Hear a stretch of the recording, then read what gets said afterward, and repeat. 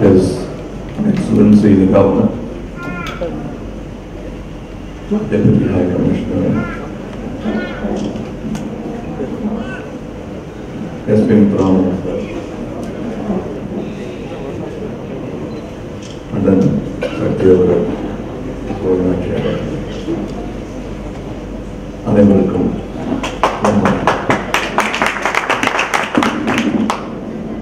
விருந்தோம்பல் கருதி ஒரு சில வார்த்தைகள் முதலில் ஆங்கிலத்தில் பேச.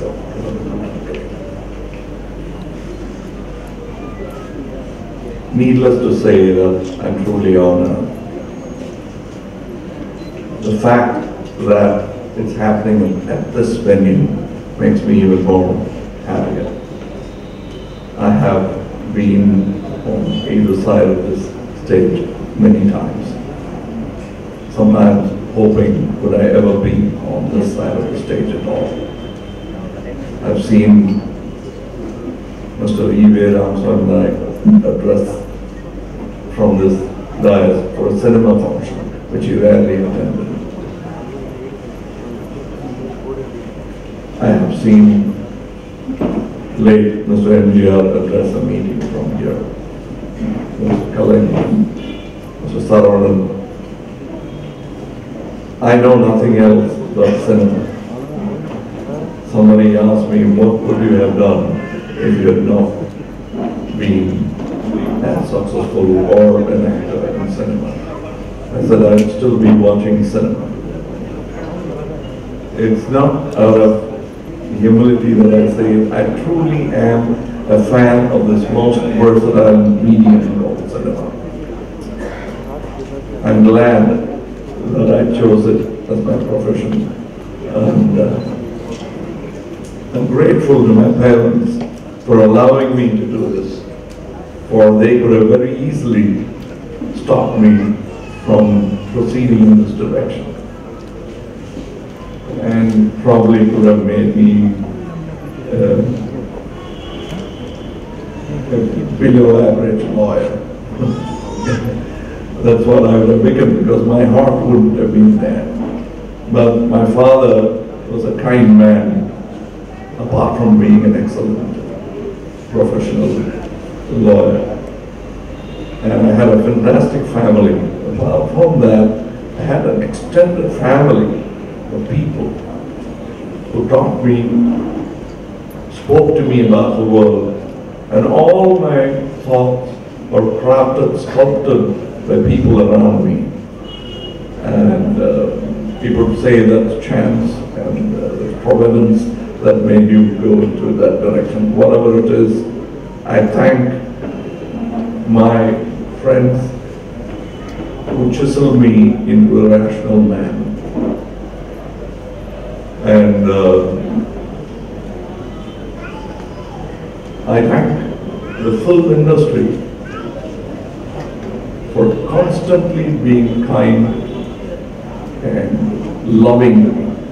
I can understand they were so when I was a 4-year-old, when everybody pinched my cheek and were attending to me with so much love. But that love continues to me even when I've crossed my 50s and I'm going into the 60s. They still treat me like a child in cinema. And then I wonder why they do that. I still am a child of cinema, however old I become. And that's what they are extending to me, the love. And but for that love, I wouldn't have continued in this profession.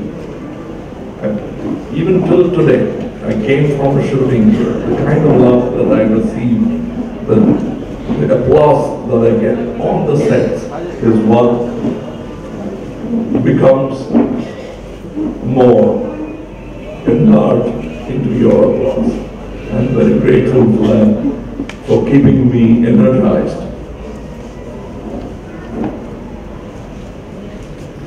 அண்ணன் சக்தி அவர்கள் பேசும்பொழுது ஒரு விஷயத்தை சொன்னார், சைவ குடும்பம் அசைவ குடும்பம் என்று. ஒரு உண்மையை சொல்ல மறந்து விட்டார். அவரை நான் சந்தித்த காலம் முதல் இன்று வரை சுத்த சைவம். அவருக்கு என்னை நினைவு தெரிந்த முதல் பயங்கரமான புலால் உண்ணி நான். ஆக நான் அவரை ஐயங்கராக்கியதாக சொன்னார்கள். நான் யாருமே அதுவாக இருக்கக்கூடாது என்று நினைப்பவர். என் அப்பாவின் ஜாதியை நான் மாற்ற முடியாது, எனதை என்னால் மாற்ற முடியும். ஆக சக்தியை அன்று நான் ஊரறிய, எனக்கு தெரிந்த விஷயத்தை ஊரும் அறிய என சகோதரனாக மாற்றினேனே தவிர வேறு ஜாதி பாரம்பரியத்தை எதுவுமே கொடுக்கவில்லை. அவருக்கு என் படத்துல நான் தேவர் மகன்ல ஹீரோ பேரு சக்திவேல், அவர் பேரு தான். அதை நினைச்சுதான் வச்சேன். இந்த திரைக்கதை நன்றாக வரும் போல் இருந்தது. என்னை திரைக்கதை எழுதி என்று ஒரு 40 பக்க நோட்டுக்கு 17 வயசு பையனிடம் கொடுத்து, நீ பிற்காலத்தில் நல்ல திரைக்கதை வரும்போது இருக்கிறது, இன்று எழுத கற்றுக்கொள் என்று சொன்ன பொழுது நான் சொன்னேன், கையெழுத்து சரியா இருக்காது, நல்லா இருக்காதுன்னு. அப்ப காந்தி நெப்போலியனை பற்றி எல்லாம் என்னிடம் சொல்லி, அவர்கள் கையெழுத்தும் பிரமாதமாக இருக்காது, என்ன சொல்லுகிறோம் என்பதுதான் முக்கியம், எழுது என்று 70களில் ஆரம்பித்த 60 இறுதி 70களில் ஆரம்பித்த அந்த பயணம் இன்றும் தொடர்ந்து கொண்டிருக்கிறது. சக்தி அவர்களை பற்றி சொல்லும் பொழுது என்னுடைய குரு என்று சொன்னார்கள். அது மிகவும் உண்மை. ஆனால் நான் அதை மேடை அறிய அவரும் சொல்லதில்லை, நானும் சொன்னதில்லை. காரணம், அவர் பாதத்தை தொடுவதற்கு முன்னால் அவரின் கையை தூக்கி தோளில் போட்டுக் கொண்டு விட்டார். அவருடைய தோளில் நண்பர் சகோதரர் என்ற முறையில் நாங்கள் படைகிறோமே தவிர, அவர் கற்றுக் கொடுத்தது எப்பொழுது, நான் கற்றுக்கொண்டது எப்பொழுது என்பது தெரியாமலே பல விஷயங்கள் பரிமாற்றங்கள் நடந்திருக்கின்றன. அதற்கு இந்த மேடை மட்டும் நன்றி சொல்லும் ஒரு தருணமாகாது, இன்னும் பல நேரங்கள் வரும் என்பதுதான். எத்தனையோ முறை எத்தனையோ மைல்கள் நடந்தபடி நாங்கள் பேசிய கனவுகளை எல்லாம் இன்று கொஞ்சம் கொஞ்சமாக நான் நினைவாக்கி கொண்டிருக்கிறேன். அது ஆர்த்தி சக்தி அவர்களுக்கு தெரியும். அதற்கு முன்னால் உப்புமா ஊட்டிய கதை சொன்ன SPM அவர்கள் என்னை முதலில் 15-16 வயசு பையனா ஸ்டுடியோக்குள்ள போகும்போது வாங்க கமல் என்று சொன்னவர் இவர். நேர என்ன வாடா எங்க வந்தேன்னு கேட்டிருக்கலாம். அவர் ஃபர்ஸ்ட் என்ன வாங்குற, ஓஹோ நம்ம பெரிய ஆளாயிட்டோம் ஒரு கேட்கின்ற ஒரு உணர்வை எனக்கு அந்த பட்டத்தை கொடுத்தவர் திரு SPM அவர்கள். அவருடைய பண்பு இது அவருடைய பாராட்டு விழாவாக மாறிவிடக் கூடாது என்ற சுயநலம் கருதி இன்னும் அதிகம் பேசுவது. எந்த ஒரு சினிமா விழாவாக இருந்தாலும் அதை தன் விழாவாக எடுத்துக்கொள்ளும் பெரும் மனம் கொண்ட பெரும் புள்ளியவர். நாளை ஒரு விழா இருக்கிறது என்று இந்த விழா முடியும் தருணத்தில் சொன்னால், விழாவிற்கு 1 மணி நேரம் முன்பாக வந்து அந்த பட்டியலை எல்லாம் எடுத்துக்கொண்டு தன் வீட்டு விழா போல் நடத்தும் ஒரு உத்தமர். இன்னொரு சிறிய விஷயம் அவர் சொன்னார் என்பதற்கு மறு அளிப்பாக நான் சொல்லவில்லை. ஏவிஎம் ஸ்டுடியோ ஸ்ட்ரைக்கில் மூடியிருந்த பொழுது, யாரும் உள்ளே நுழைய முடியாது இருந்த போது திரு SPM அவர்கள் அனுமதி கேட்டு, நான் அந்த வீட்டு பிள்ளை, அங்கே உள்ளே சில பிள்ளைகள் இருக்கின்றன, அவை வாடுகின்றன, அவைகளுக்கு நீர் ஊற்ற வேண்டும் என்று அங்கு இருந்த தென்னம்பிள்ளைகளுக்கு எல்லாம் தினம் சென்று ஒரு 50-60 மரம் இருக்கும், அத்தனை மரத்துக்கும் நீர் ஊற்றியவர். அவர்களிடமெல்லாம் நான் கற்றுக்கொண்டிருக்கிறேன். தான் செய்யும் தொழில் தெய்வம், அது தெய்வமோ இல்லையோ, செய்யும் தொழில் தான் நான் இன்று இங்கே மேடையில் இருப்பதற்கு காரணம் என்பதை உணர்ந்து நான் செயல்படுவதற்கு காரணமாக இருந்தவர்கள் இது போன்ற மனிதர்கள் தான். என்னுடைய தந்தையாரும் சரி, தாயாரும் சரி, என்னுடன் உப்புமா சாப்பிட்டு காட்டுகிற, இன்றும் என்னுடன் பார்ட்னராக இருக்கும் என்னுடைய சகோதரர் திரு சந்திரஹாசனும் சரி,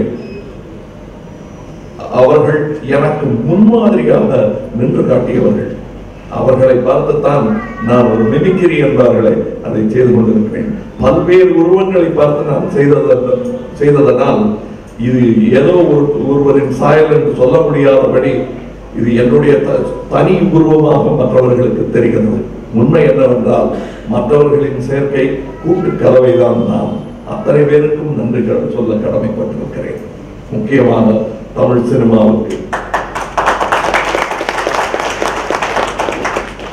அதற்கு முன்னால் நன்றியுடன் மலையாள சினிமாவிற்கும் என்னை முதலில் கதாநாயகனாக அறிமுகப்படுத்தியது மலையாள சினிமா தான்.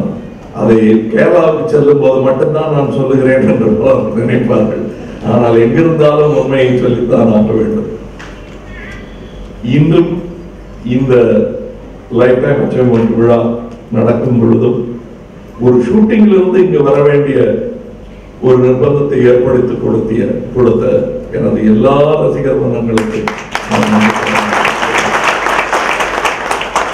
சுமாரா வீட்டில் இருக்காரு, கூப்பிட்டு ஒரு அவர் பாராட்டணும். முந்தி செஞ்சதுக்காக சொல்லாமல் எஸ்பிஎம் அவர்கள் சொன்னது போல் ஓய்வெடுப்பதற்காக இல்லாமல் இன்னும் உழைக்க வேண்டும் என்பதற்கு என்னிடம் உறுதி வாங்கிக் கொள்ளும் ஒரு விழாவாக நான் இதை நினைத்துக் கொள்கிறேன். இந்த இடத்தில் இங்கிருப்பவர்கள் எல்லாம் இருப்பது எனக்கு சந்தோஷம். வர முடியாமல் போன கேபி அவர்களுக்கு வர இயலாமல் போன காரணம் எனக்கு தெரியும். அவர்களும் இங்கு இருப்பதாகவே நான் நினைத்துக் கொள்கிறேன். அவரும் அப்படித்தான் நினைத்துக் கொள்வார். நன்றி.